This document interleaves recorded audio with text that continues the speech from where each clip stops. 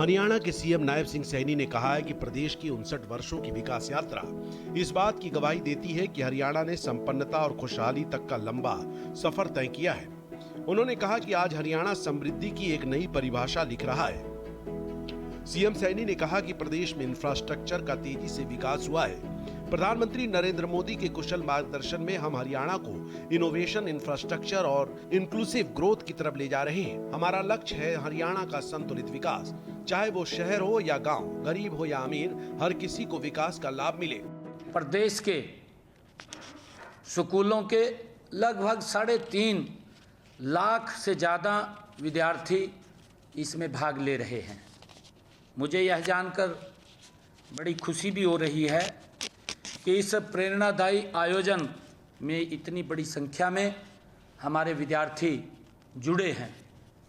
आप सब बच्चों की भागीदारी इस बात का प्रमाण है कि आप अपने महान गुरुओं और राष्ट्र नायकों के बारे में जानने के लिए भी आप उत्सुक हैं।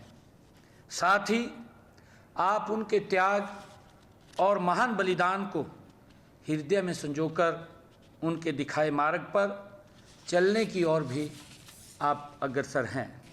सीएम नायब सिंह सैनी ने ये बातें यवनिका गार्डन सेक्टर 5 में 60वें हरियाणा दिवस के अवसर पर आयोजित 3 दिवसीय सांस्कृतिक उत्सव एवं प्रदर्शनी के समापन समारोह में बतौर मुख्य अतिथि शामिल होकर कही। सीएम सैनी ने कहा कि 3 दिनों तक चले इस उत्सव में हमने अपने राज्य की सांस्कृतिक, ऐतिहासिक और विकास यात्रा को न केवल देखा बल्कि महसूस भी किया।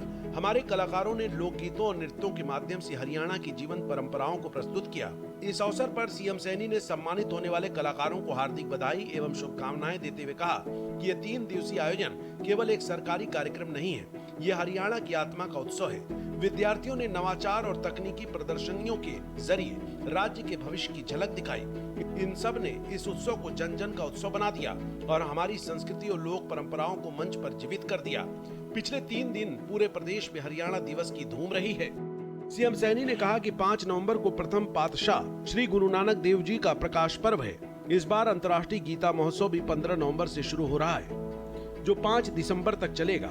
21 दिन तक चलने वाले इस उत्सव में संस्कृति, ज्ञान और आध्यात्मिकता का अलग ही संगम देखने को मिलेगा। मैं इन सब पर्वों की आप सबको अग्रिम रूप से हार्दिक बधाई एवं शुभकामनाएं देता हूं। सीएम ने कहा कि इसी माह हिंद की चादर नवम पातशाह श्री गुरु तेग बहादुर जी के 350वें शहीदी दिवस के उपलक्ष्य में प्रदेश भर में अनेक कार्यक्रम आयोजित किए जा रहे हैं।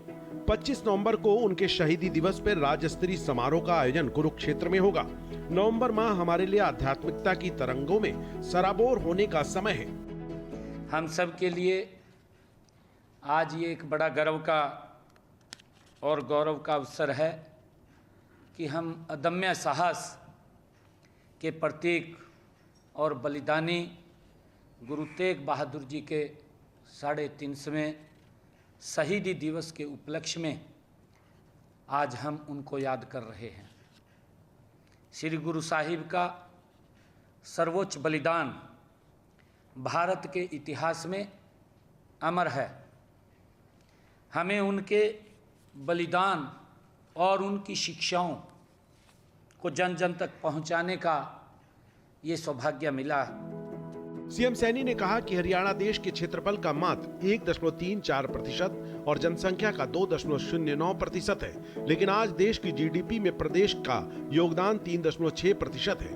हरियाणा की प्रति व्यक्ति आय बड़े राज्यों में सर्वाधिक लगभग 3,53,000 रुपए है, जबकि 1966 में ये मात्र 343 रुपए थी। उस समय प्रदेश का निर्यात मात्र 4,50,00,000 रुपए था, जो अब बढ़कर 2,75,000 करोड़ रुपए को पार कर गया है। प्रति व्यक्ति जीएसटी संग्रहण में भी हम बड़े राज्यों में अग्रणी हैं।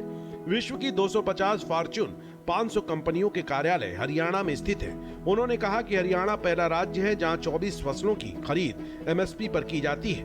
गन्ने का भाव सर्वाधिक 415 रुपए प्रति क्विंटल है। इसी प्रकार हमने सर्वाधिक सामाजिक पेंशन 3,200 रुपए मासिक की है। सीएम ने कहा कि हम अपने कृषि वैज्ञानिकों और किसानों के आभारी हैं, जिनकी प्रतिभा और परिश्रम से हरियाणा आज खाद्यान्न उत्पादन में अग्रणी है। इस वर्ष 1966 में खाद्यान्न उत्पादन लगभग 26 लाख टन था, जो अब 206 लाख टन हो गया है। पशुपालन की बात करें तो हरियाणा अपनी मुर्रा भैंसों और साहिवाल गायों से दूध दही की नदियां बहाने वाला प्रदेश है।